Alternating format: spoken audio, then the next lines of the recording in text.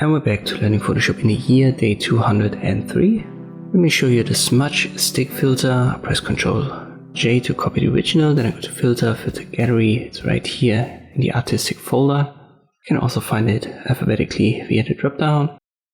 Let me zoom out. On paper, it's designed to create a painterly effect and simulates, you could say, a smudging wet paint.